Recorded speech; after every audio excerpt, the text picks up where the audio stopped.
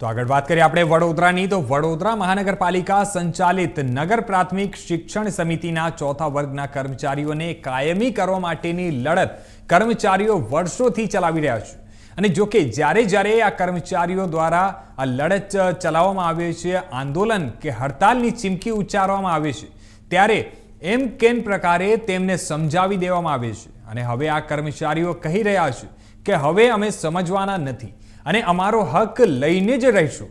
તે માટે આગામી 5મી તારીખથી હડતાલની ચીમકી ઉચ્ચારી છે અને જણાવી દઈએ કે ચોથા વર્ગના કર્મચારીઓ દ્વારા આ ચીમકી ઉચ્ચારવામાં આવી છે। ત્યારે નગર પ્રાથમિક શિક્ષણ સમિતિના ચોથા વર્ગના કર્મચારીઓના સંઘના પ્રમુખ નિલેશ રાજે આજે તમામ કર્મચારીઓને સાથે રાખી અને નગર પ્રાથમિક શિક્ષણ સમિતિની વડી કચેરી ખાતે સમિતિના અધ્યક્ષ નિશિત દેસાઈને આવેદનપત્ર આપી અને રજૂઆત કરી હતી।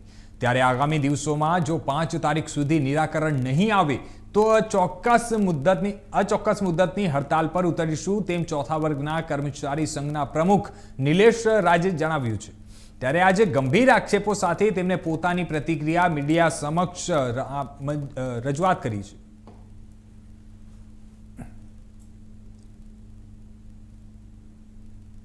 2092 અમને ઓર્ડર આપ્યો ને પ્રોબેશન પીરિયડનો, ત્યારે ખબર નહીં કયા સાહેબે પૈસા લીધા હશે ખબર નહીં, તો 35 જણાને લીધા હતા 35,000 રૂપિયા।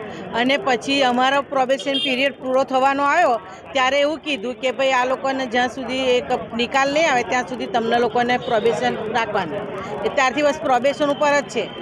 અમને કાયમી નહીં કરે કે હંગામી પણ નથી કાઢી, બરોબર 15 રૂપિયા નોકરી કરી। જી બા, આજે હડતાલ પર ઉતરવાની વાત ચીમકી ઉચ્ચારીને રજૂઆત કરવા માંગો છો, શું હકીકત છે, શું મુદ્દો છે?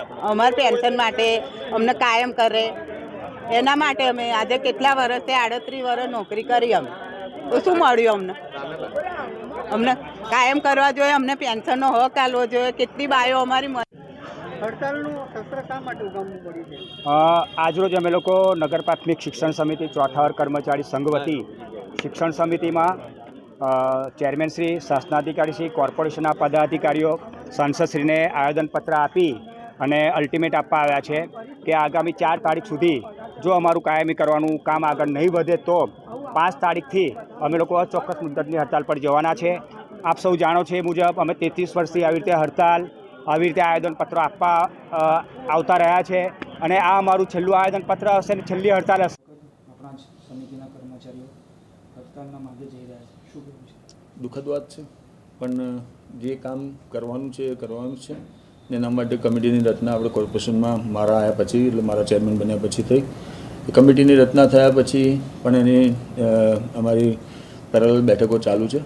બેઠકોના માધ્યમમાં એ લોકો તરફથી જે અમને ડોક્યુમેન્ટ કોર્પોરેશન તરફથી માંગવામાં આવ્યા, અમારા તરફથી દરેક ડોક્યુમેન્ટ અમે પહોંચતા કર્યા છે। અમારા તરફથી કોઈ કામ બાકી રહ્યું નથી અને હવે કોર્પોરેશન એમની નિર્ણય લેવાની સત્તા એમની છે। નાણાકીય ભરણનો વિષય છે એ અમારા હાથમાં ના હોય, કોર્પોરેશનના વિષયમાં આવે છે અને કોર્પોરેશન નાણાકીય